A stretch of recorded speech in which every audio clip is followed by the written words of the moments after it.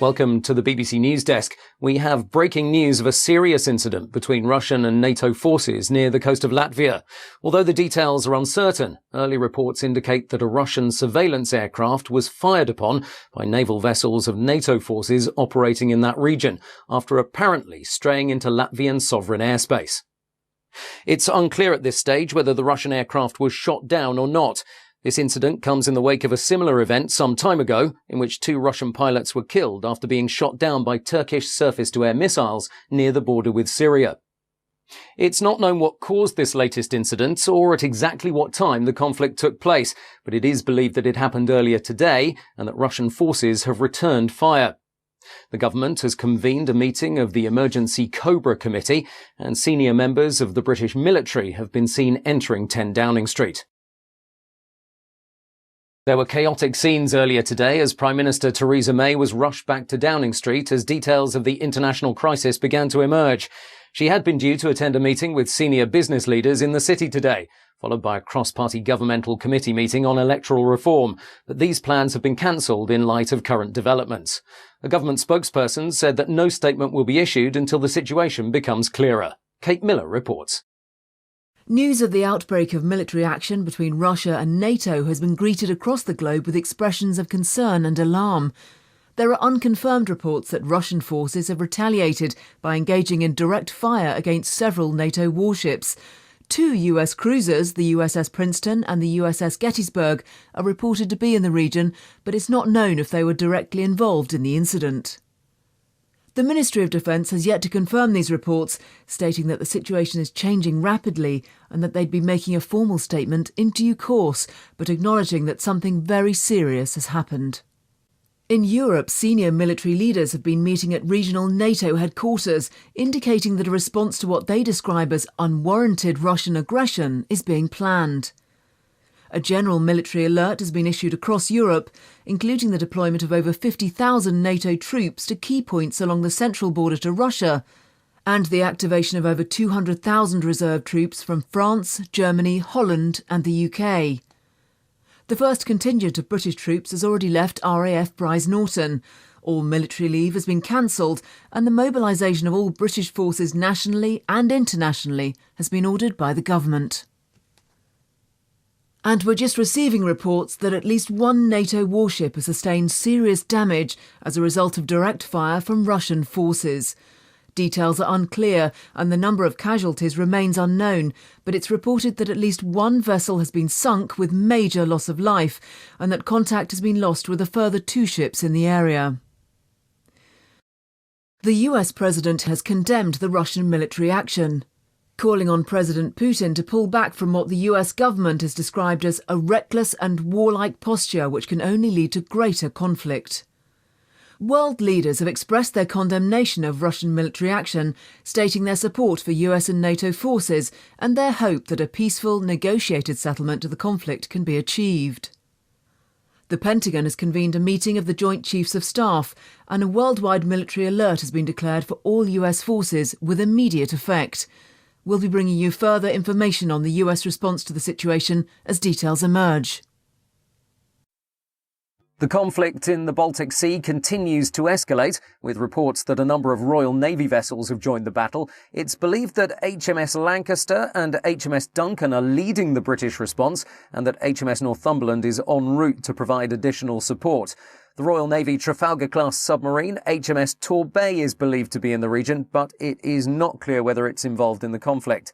The Ministry of Defence has declined to comment, stating that the military response to the situation would be proportionate, but that it would not be appropriate to discuss any details thereafter.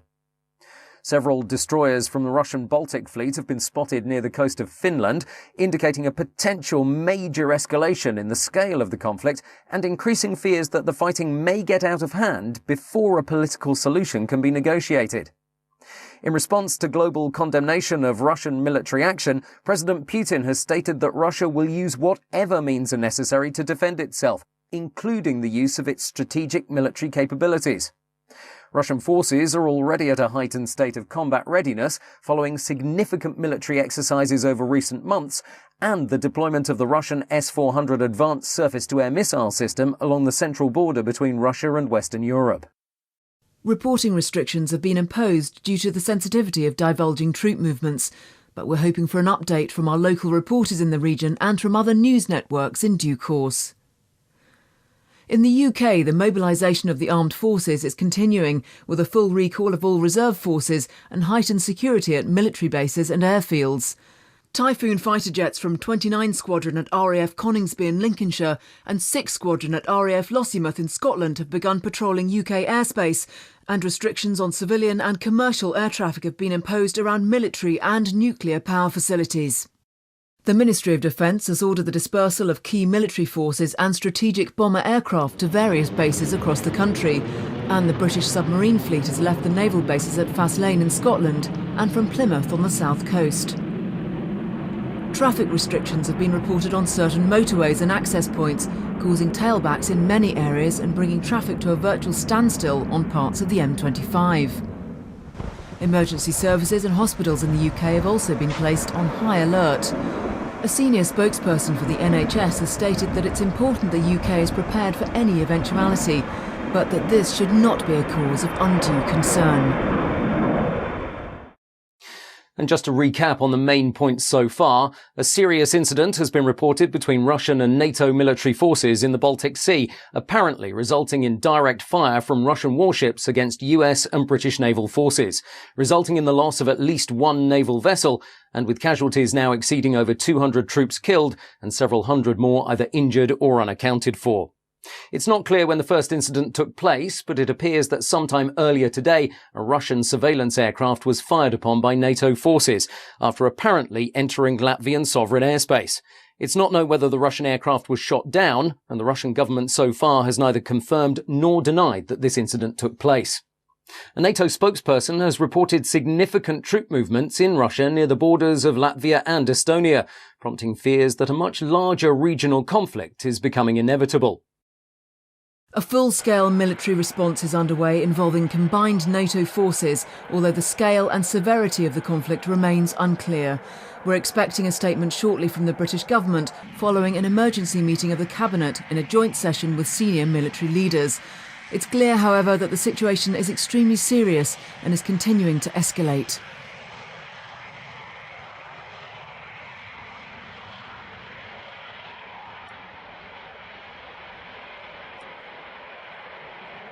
Downing Street has confirmed that all parliamentary sessions have been suspended for today and that heightened security measures have been put in place around major governmental and military facilities.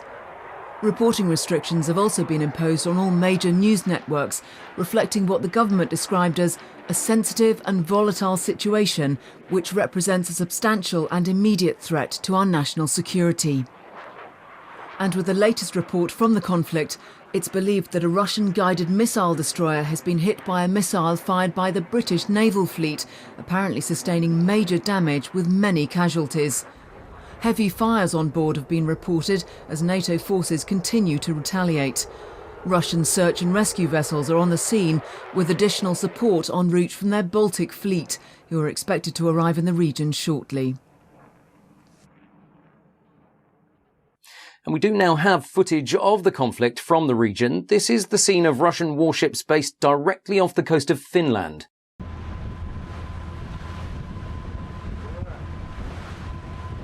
These are truly extraordinary scenes. Russian warships firing directly at US and British forces from NATO in what now must surely represent a state of war.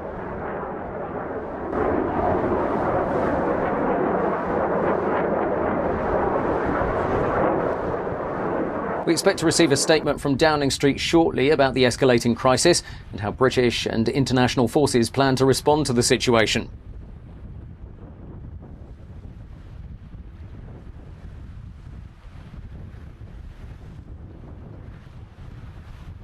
And we've just heard that the government has passed the Emergency Powers Act, bringing the country into a formal state of war preparation and suspending many peacetime activities and functions. Central government in the UK has been suspended, and power has now been passed instead to a system of local officials dispersed across the country. Emergency response and civil defence authorities have been placed on the highest level of alert, and preparations are underway in case the UK itself comes under direct attack. And let's go live to NATO regional headquarters in Brussels, where defence and foreign ministers from various NATO member countries and their allies continue to arrive.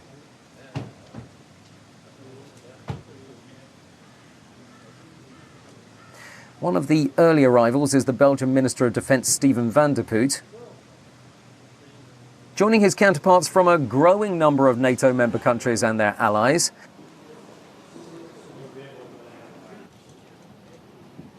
And we see the arrival of representatives of the Danish government. Yes, we believe that this is Michael Zilmer-Johns, the Danish ambassador to NATO. And in the latest update on the conflict, fighter and surveillance quick reaction alert aircraft have left NATO combined air operations centres in Germany and Holland, as well as from NATO air force bases in the Baltic countries. There are reports that Russian heavy bombers have attacked the main NATO air force base in Lithuania, apparently resulting in heavy damage with many casualties.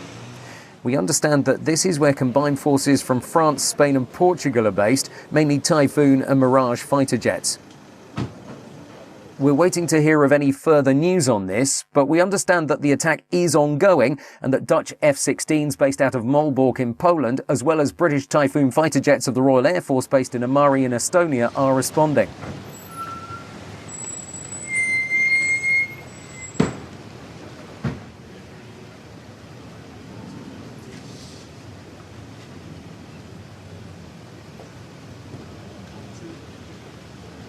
And this is US Secretary of Defence Ashton Carter just arriving at NATO headquarters in Brussels, clearly accompanied by several high-ranking military commanders, surrounded, as you would expect, by US Secret Service, and again, not wanting to address waiting reporters.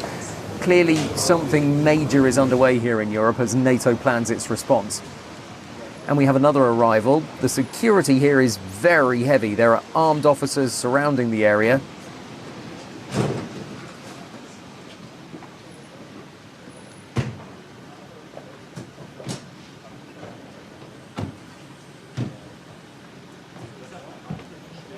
And this is the German Minister of Defence, Ursula von der Leyen, speaking with senior military commanders. We get a real sense of the seriousness of the situation. And we'll come back to NATO headquarters in Brussels. We expect the British Secretary of Defence to arrive there shortly. But for the moment, let's go back to Kate Miller to see what the latest developments are. Kate. Thanks, John.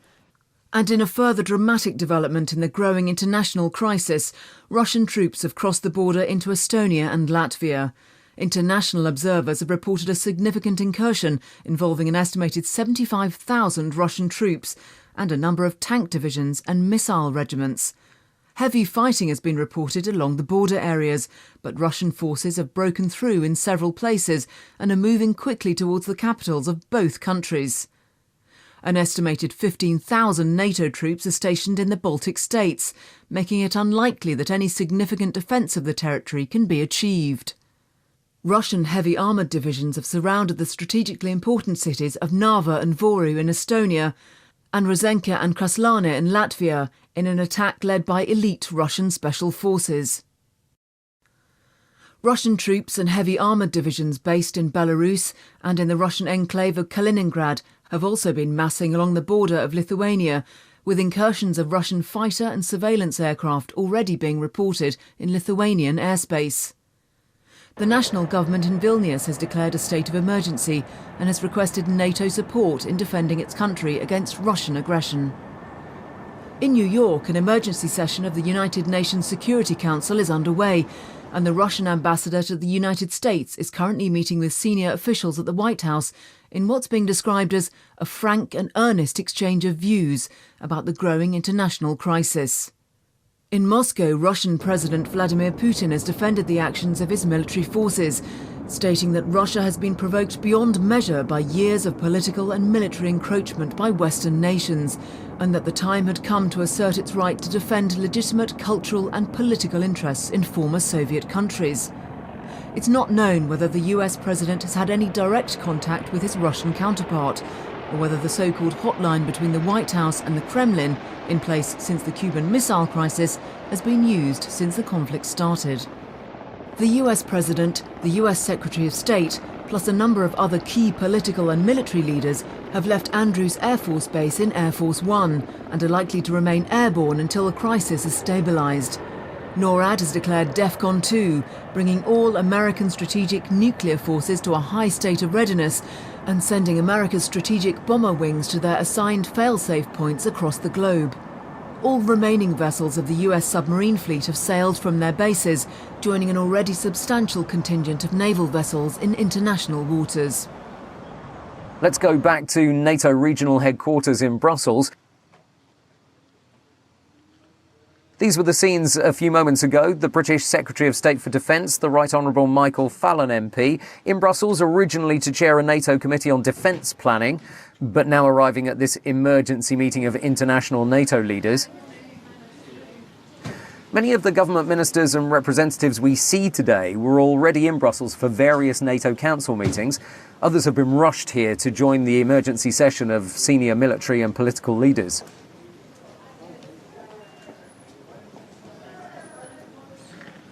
And the Defence Secretary seems to be speaking with reporters. He's completely surrounded. But let's try to listen into what's being said. Well, this is further reassurance for our allies on the eastern flank of NATO, for the Baltic states and for Poland. And that is part of our policy of more persistent presence on the eastern side of NATO to respond to any further Russian provocation and aggression. Large numbers of troops? A small number of troops to start with. You know, except that NATO is on the back foot. NATO and Britain, of course, therefore, have all been outfoxed by Russians. Well, Russia is making a very dangerous situation. Russia is making a very serious situation much more dangerous. And we'll be meeting today to see what we can do to de-escalate this crisis, particularly in terms of air safety. We've seen something I didn't think would happen again in my lifetime. We've seen him trying to change international borders by force in Europe. France, the United States and ourselves have nuclear weapons. The rest of NATO enjoys the protection that gives. And by the way, a number of their air forces, of course, are committed and ready to be able to carry nuclear weapons. We're not aiming them at Russian cities. But the whole purpose of having nuclear weapons is that any of our adversaries should be left unsure as to the precise circumstances in which we would fire them. Michael Fallon, thank you very much for joining us. I know it's a busy day for you.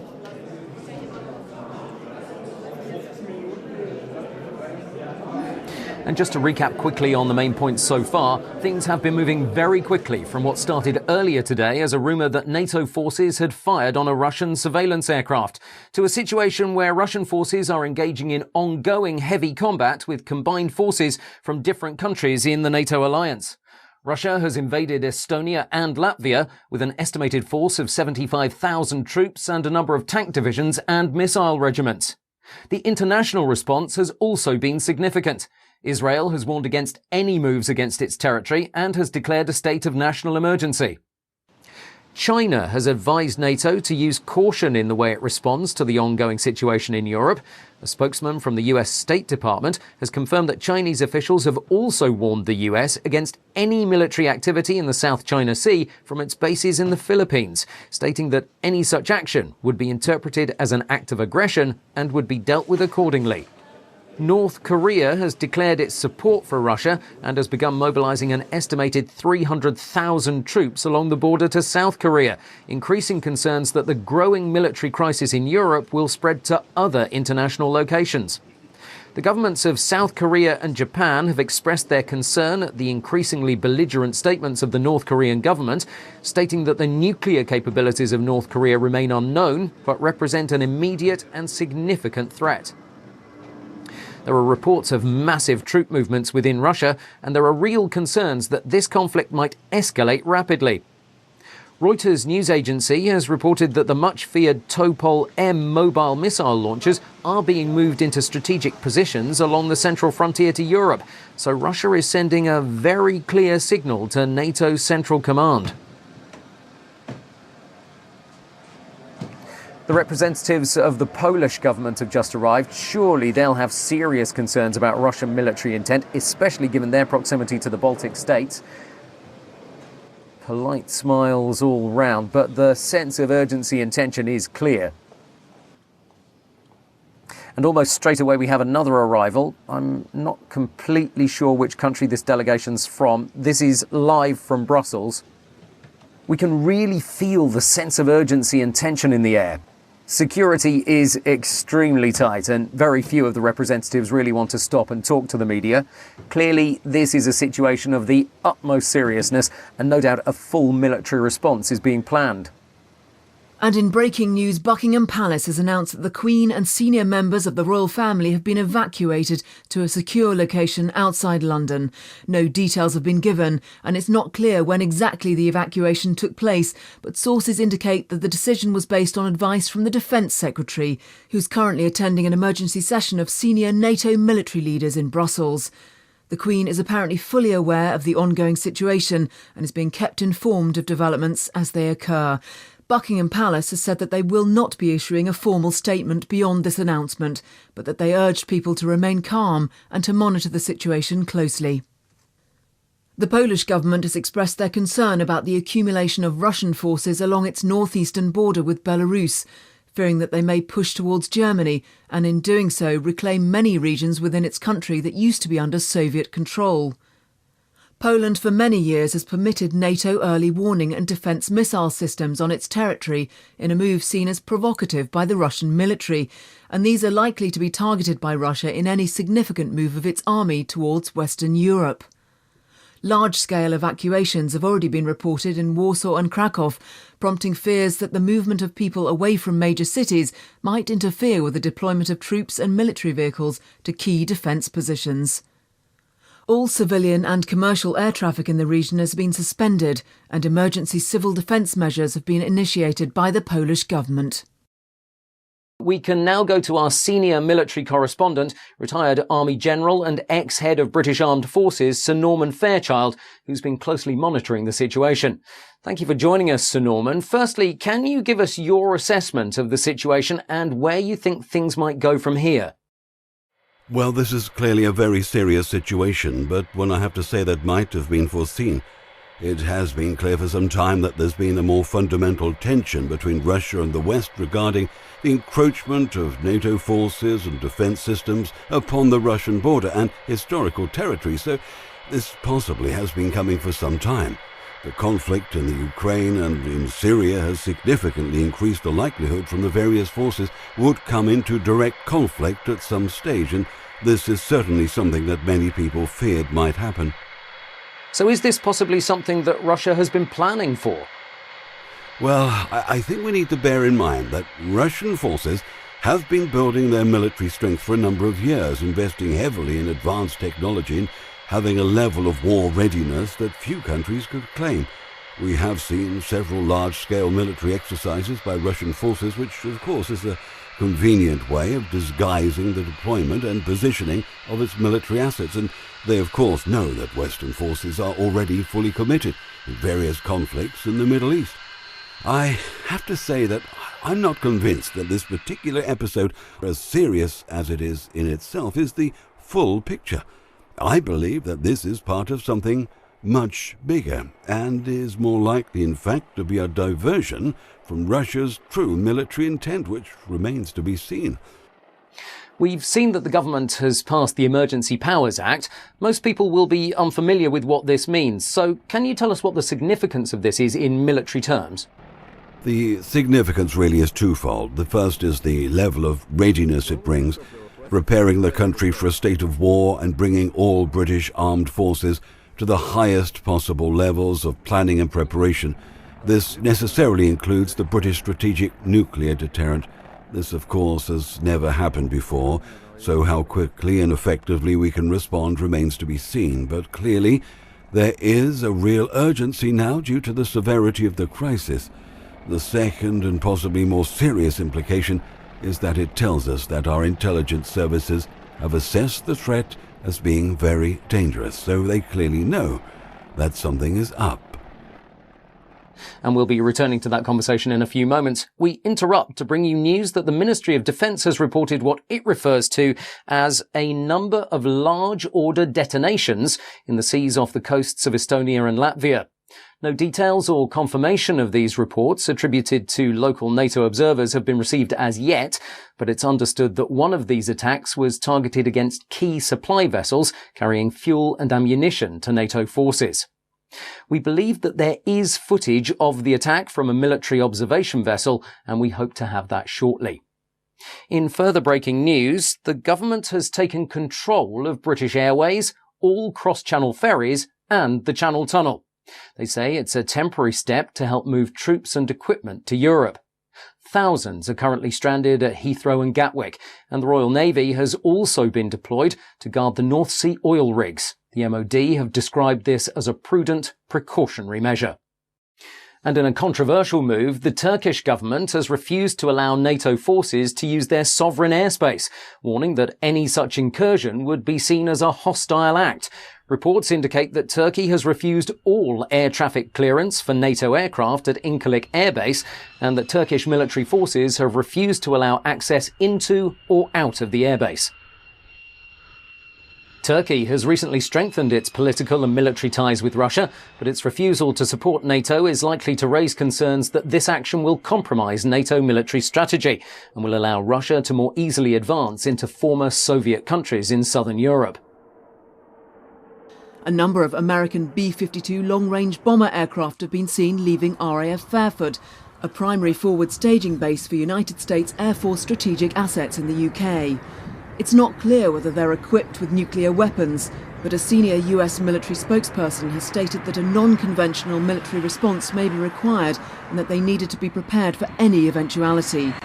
American AWACS surveillance, along with several airborne refuelling aircraft, have also left Aviano Air Force Base in Italy to support military operations in the region.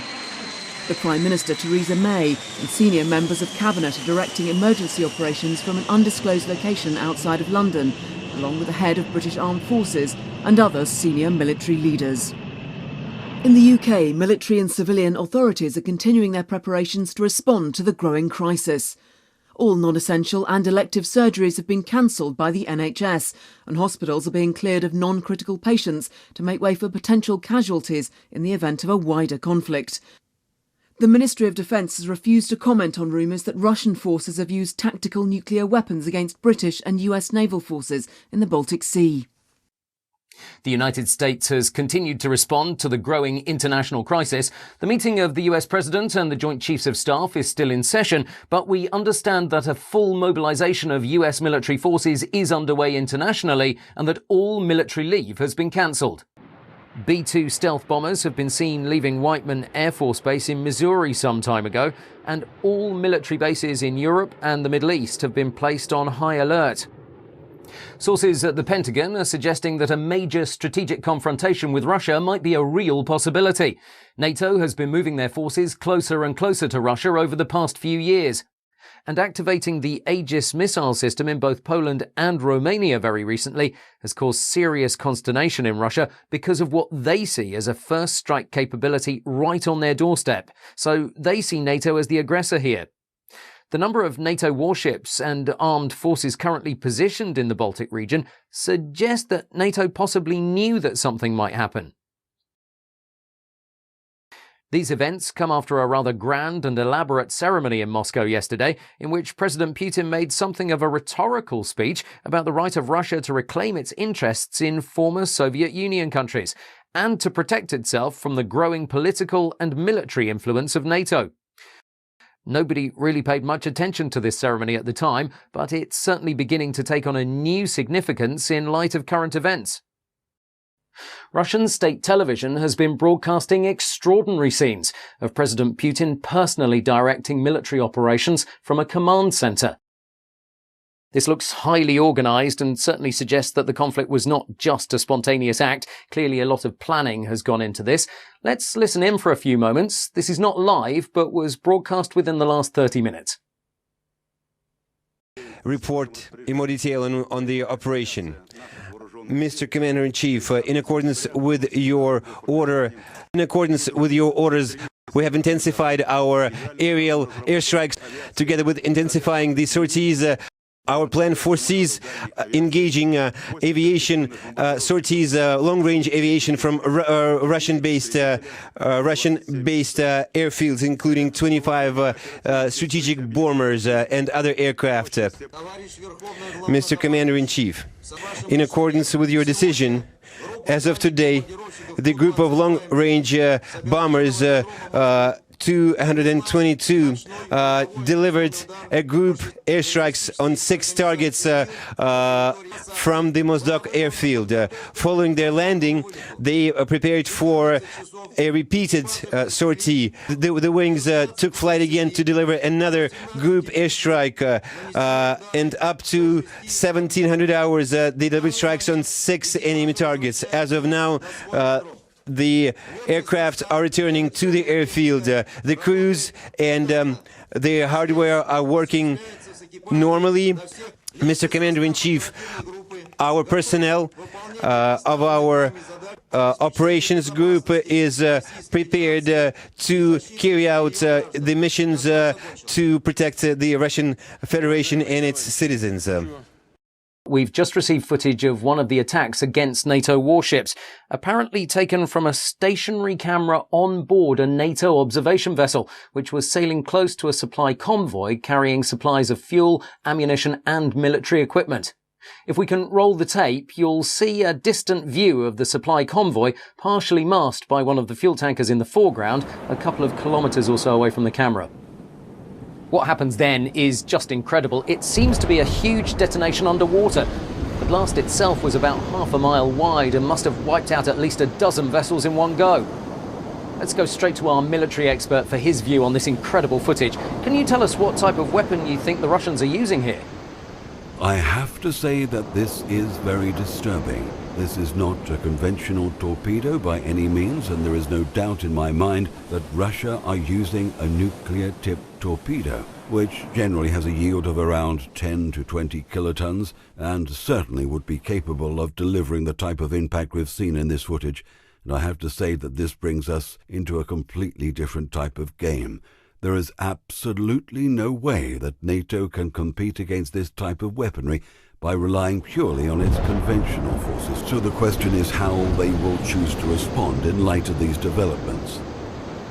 And we're receiving alarming reports that Russian special forces, backed by fast attack helicopters and paratroop regiments, have crossed the southern and northern borders into Finland, moving quickly towards Helsinki and sending NATO forces into disarray as they try to respond to this massive Russian attack. We don't have any further details at this time, but this is evidently a move towards Sweden and Norway in what must be a major push towards Western Europe. We understand that the Russian Northern Fleet, led by the Kirov-class battlecruiser Peter the Great, has taken up a strategic position in the Norwegian Sea, and we believe that they have very considerable military assets, such as fighter jets, advanced amphibious and landing craft, Akula-class submarines, and of course hundreds of cruise missiles, including those capable of carrying nuclear warheads. Having already crossed the border into Latvia and Estonia, and now into Finland, the looming question is how far Russian forces will go. Will they continue to advance and to defy NATO's declared policy of defence by all means, including the use of tactical nuclear weapons?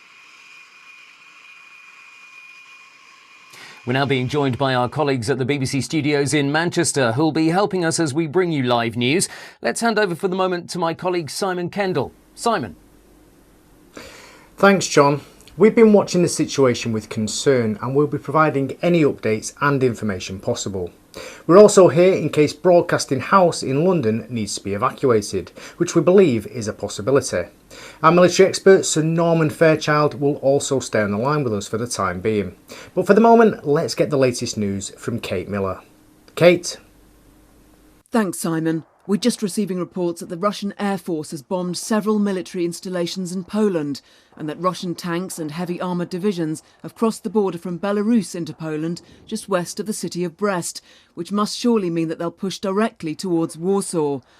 Russian paratroopers have surrounded the strategically important port of Gdansk and heavy fighting has been reported in the area. We've also had news that the Russian Air Force has attacked NATO missile defence systems in Romania and that Russian paratroopers have taken control of Odessa in Ukraine. Warships from the Black Sea Fleet have been spotted off the coast of Romania, and reports indicate that Russian special forces have landed just north of the city of Constanta. The NATO military base at Deveselu in Romania has been hit by cruise missiles fired from the Russian guided missile frigate Admiral Grigorovich, with over 40 confirmed fatalities and heavy damage to buildings and runways. The government of neighbouring Moldova has declared a state of surrender and has pledged allegiance to the Russian state, providing a potentially important staging position and indicating Russian intent to push northwards and retake the western half of Ukraine. An estimated 20,000 Russian troops are reported to be massing on the border of Belarus, just north of the Ukrainian capital of Kiev, furthering concerns that a complete invasion of the former Soviet country is underway. The Russian government has warned against any NATO interference in its military activities in Ukraine and the Baltic region, stating that any hostile action by NATO forces would require a full retaliatory response against Western Europe and the United States. A statement from NATO Central Command is expected shortly, and we'll bring you that as soon as it comes in. So Norman, what's your assessment of the situation given this latest news? Clearly this is a very worrying development, and there can be no doubt now that this is part of an orchestrated and premeditated strike by Russia against the West. NATO will have to respond, but we've clearly been caught napping. The West is totally unprepared for this type of scenario, so I think we're in serious trouble here. NATO Central Command has confirmed that Russia has invaded Romania, adding that giant Antonov and Ilyushin military cargo aircraft of the Russian Air Force have dropped elite Russian special forces and heavy combat equipment and vehicles within 20 kilometres of the eastern border of Hungary and south of the Romanian border to Ukraine. There's been no official statement from the Romanian government, but it's understood that no retaliatory action is likely to be initiated by Romanian armed forces. The government of Ukraine has repeated their expression of concern and has requested direct military action by NATO against massing Russian forces.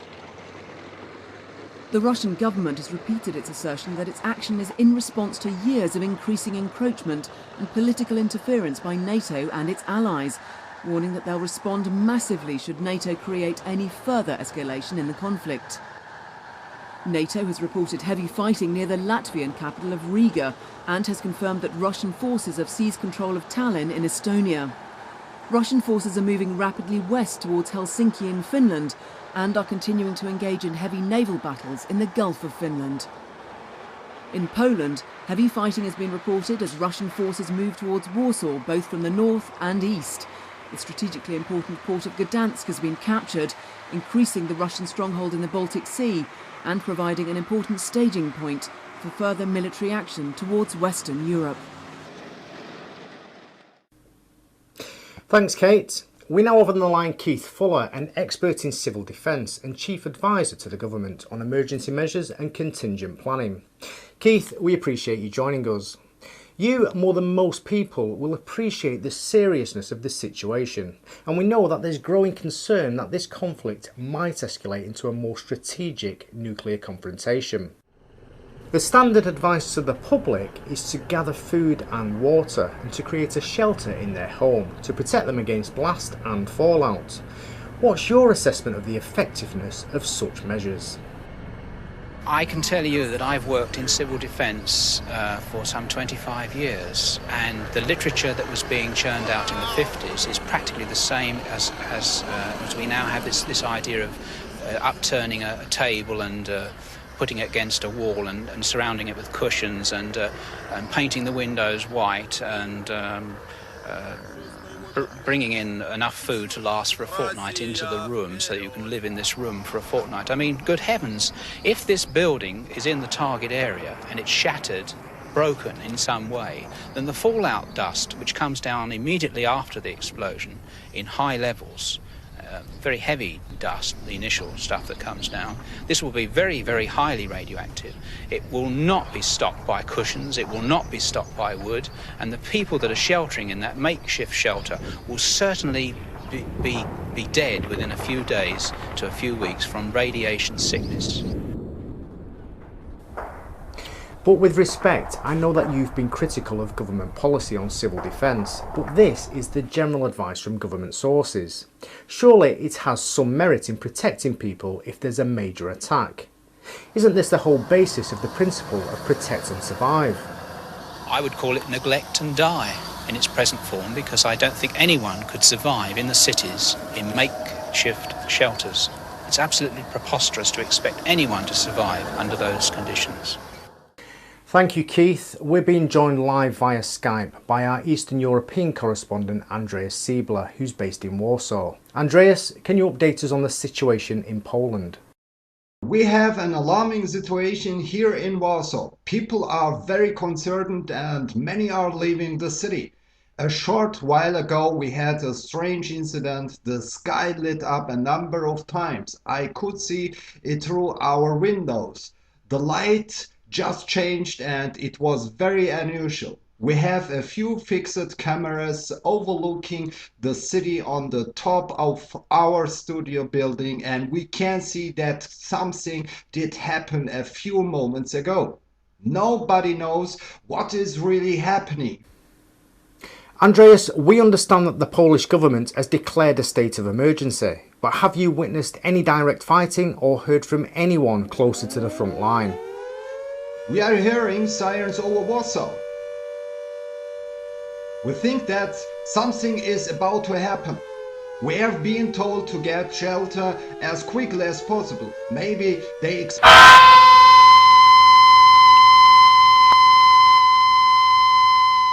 I'm sorry, but we seem to have lost our connection with Warsaw. We'll try and clarify the situation there and hopefully reconnect as soon as possible. But for the moment, let's go back to Kate Miller to see what the latest developments are. Kate. Thanks, John. The leader of the Labour Party, Jeremy Corbyn, has complained that the government is not telling the public the whole truth about the conflict, arguing that people have the right to know what's happening and what danger they face. The Mayor of London, Sadiq Khan, has ordered emergency announcements to be broadcast and has instructed that all underground stations be immediately open to members of the public to provide shelter against a possible air attack on the capital. And I'm sorry to interrupt. We've just had breaking news of a significant explosion at RAF Fylingdales in Yorkshire, the home of Britain's ballistic missile early warning system, in what appears to be the first direct attack against UK forces on British soil. We've also had reports of similar attacks on Thule Air Force Base in Greenland and on Clear Air Force Station in Alaska from what appears to be submarine-launched ballistic missiles. Sir Norman, this is clearly a strategic move by Russian military commanders. Yes, all of these military bases are part of a network of early warning radar systems designed to detect a nuclear launch against the West and to help to target incoming nuclear warheads.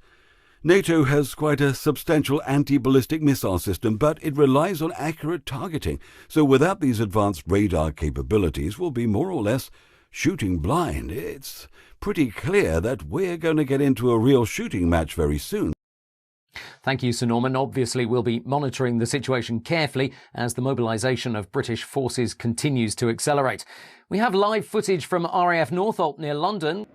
These appear to be Typhoon fighter jets taking off in rapid sequence. We have unconfirmed reports that RAF fighters have been sent to intercept Russian long-range bomber and surveillance aircraft.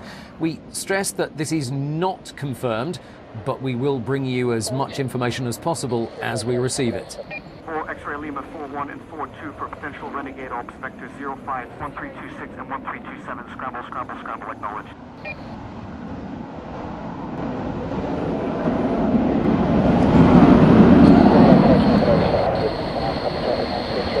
This is quite a powerful image, the weather obviously deteriorating somewhat. Clearly heading straight to a high altitude as quickly as possible. The men and women of the Royal Air Force on their way into what must be a very uncertain future. Tango 7, USS moved to DEFCON 1. Secure the perimeter. Roger that.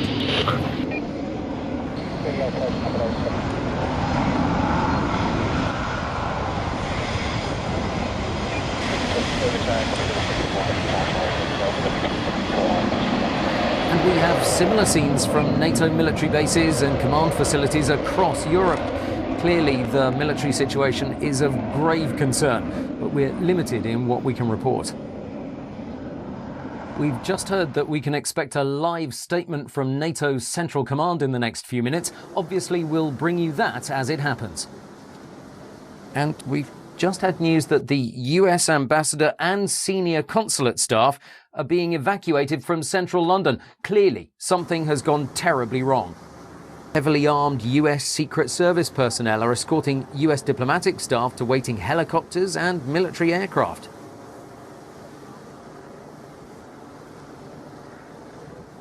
We've just heard that the Pentagon and all major centres of government are being evacuated. I'm not sure if that's Green Park or St James's Park in London, or possibly Hyde Park. These scenes are just unbelievable. The sense of urgency is very clear. They're getting out as quickly as possible now.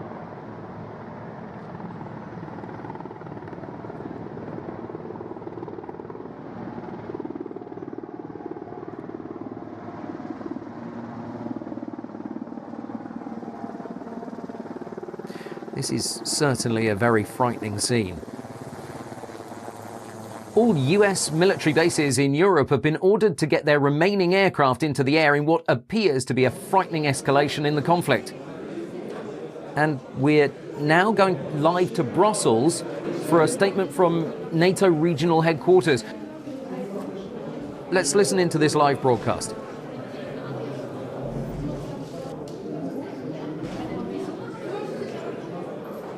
The Secretary General will start and then we'll be able to take a few questions. Secretary General.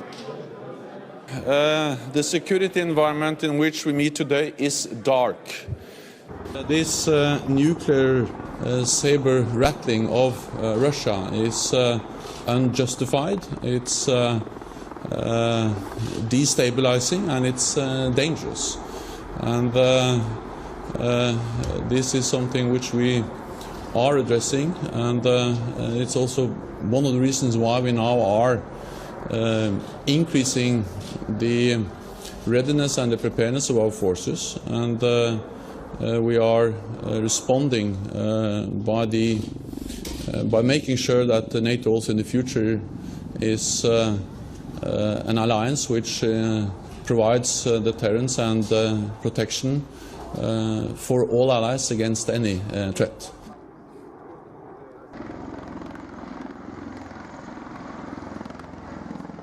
And we've just had reports of a major detonation at Beale Air Force Base in California. We've had amateur footage from a number of sources in Sacramento that clearly show a huge cloud from what appears to be a massive explosion in the distance. Beale Air Force Base is part of the US Ballistic Missile Early Warning System and is a very important strategic target. We're receiving several videos and photos from news agencies indicating that something very serious has happened in California. We're expecting a statement from the Federal Emergency Management Agency at any time now. And we've just had a statement in from NATO Central Command. Western forces have used battlefield nuclear weapons against advancing Russian troops in eastern Poland and have also confirmed the destruction of the Russian city of Kaliningrad, which was a major military centre and submarine base.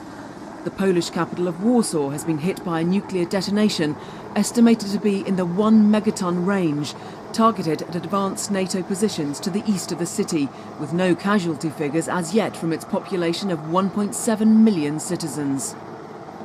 American B-2 strategic bombers have attacked Russian military bases in Belarus, and B-52 long-range bombers continue to approach Russian sovereign airspace.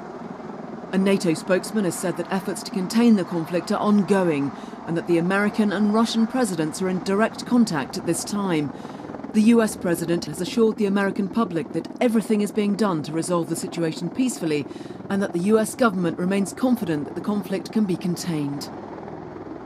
There are rumours that major Russian cities are being evacuated and that a national civil defence programme is underway to move citizens to underground shelters and subway systems. In Britain, the Ministry of Defence has said that it continues to monitor the situation very closely and that all efforts are being made to ensure the safety and security of the United Kingdom. The Prime Minister, Theresa May, is said to be gravely concerned about the escalating crisis, but has asked the public to remain calm and to be confident that everything's being done to resolve the situation peacefully. The Archbishop of Canterbury and other senior religious leaders have asked people to come together in prayer at this time of great peril and to have faith that goodness will prevail over the forces of destruction. And we've just had more breaking news that thermonuclear bombs of undetermined strength have exploded at NATO regional military headquarters in Brussels and at a major US military and radar base in Wiesbaden in Germany, resulting in the reported destruction of the city of Mainz and the outskirts of Frankfurt.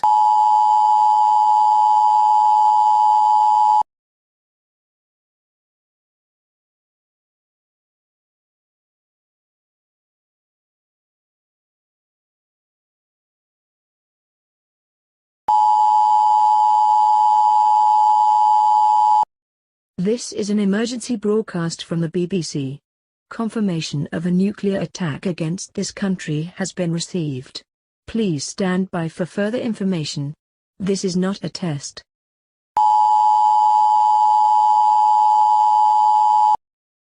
This is an emergency broadcast from the BBC. Confirmation of a nuclear attack against this country has been received.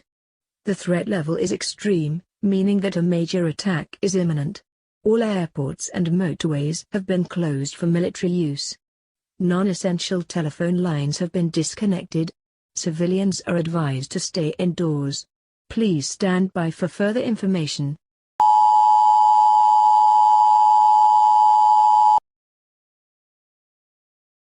This is an emergency broadcast from the BBC.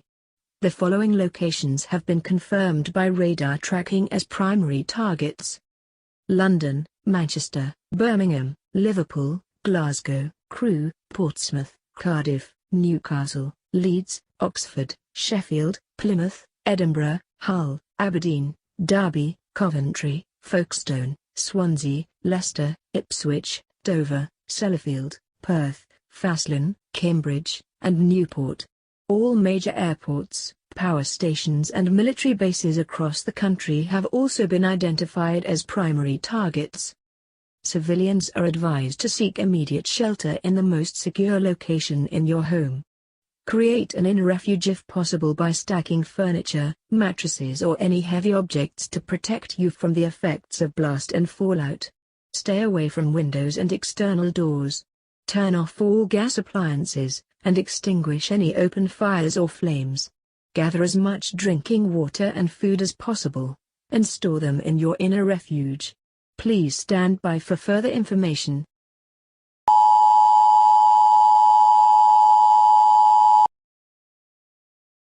This is an emergency broadcast from the BBC. Confirmation of a nuclear attack against this country has been received. When nuclear impact is imminent, the attack warning red signal will be broadcast. The attack warning red signal will be sounded when nuclear impact is expected to occur within 90 seconds. When you hear the attack warning red signal, it means that your life is in danger and that you must act immediately. Seek immediate shelter in your inner refuge, or in the most secure location available to you. Do not go out of doors. Do not stay in any location where you might be exposed to the direct flash from a nuclear detonation, and do not look at the nuclear flash as this can cause permanent blindness or damage to eyesight. Right now you should focus on collecting water, food and other essentials. Store them in your inner refuge. Collect any medical supplies, clothing and bedding you might need. Bring a battery-powered radio if possible, as this may be the only way of getting information after the primary attack. Gather books, reading materials, and a torch and batteries if you can. You will need to remain in your inner refuge for at least 14 days, due to the lethal effects of radioactive fallout. Please stand by for further information.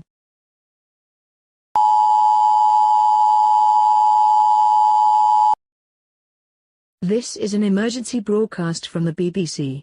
Confirmation of a nuclear attack against this country has been received. After the main nuclear attack is over, it is unlikely that any rescue or firefighting resources will be available. Radioactive fallout and damage to infrastructure and transportation links will make it difficult for your local civil defense authority to reach you within the first week of an attack. Store your food and water carefully, and use fresh produce first, leaving canned or preserved foods for later. Do not leave your shelter to seek out medical assistance, food or drinking water, as radioactivity levels will be extremely dangerous for at least the first 7 to 10 days. If you have any fatalities as a result of the attack, you should wrap the body as tightly as possible in paper, polythene, sheets or blankets, and move the body to a nearby. Attack warning red. Attack warning red. Seek immediate shelter. Seek immediate shelter. Attack warning red. Attack warning red.